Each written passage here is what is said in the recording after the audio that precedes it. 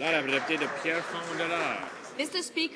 Monsieur le Président, le gouvernement abandonne les personnes âgées du Canada. Il refuse de mettre en place des mesures qui permettront aux aînés de vieillir dans la dignité. En matière de pension de retraite, il leur propose de jouer leur retraite à la bourse. En ce qui a trait aux soins de santé, au logement et le logement abordable, le gouvernement conservateur n'a rien à offrir. Pourquoi le gouvernement refuse-t-il de défendre la dignité des aînés canadiens? La ministre des Ressources humaines.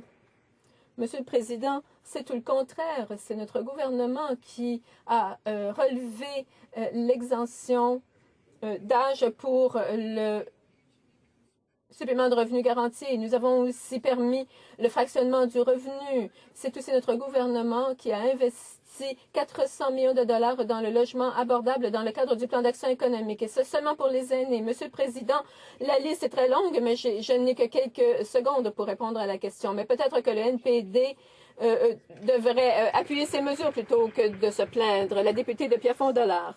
Monsieur le Président, moi, je veux qu'on parle des besoins actuels des aînés, mais ce gouvernement fait diversion pour essayer de répondre à la question. C'est ça qui est inquiétant.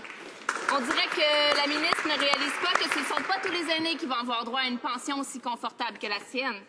La FADOC, la plus grande organisation qui regroupe les aînés du Québec, m'a dit personnellement que plusieurs aînés n'ont simplement pas accès aux services dont ils ont besoin.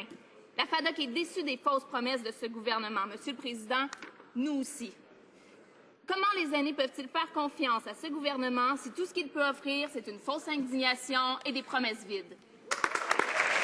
Madame la ministre des Ressources humaines. Monsieur le Président, nous avons fait beaucoup pour nos aînés, les gens qui ont bâti ce grand pays, ce merveilleux pays. Malheureusement, tous nos efforts de les aider ont été opposés par le Parti nouveau-démocratique. Par exemple, hier, il y avait un membre du NPD qui a insulté tous les aînés au Canada. Ça, ce n'est pas acceptable.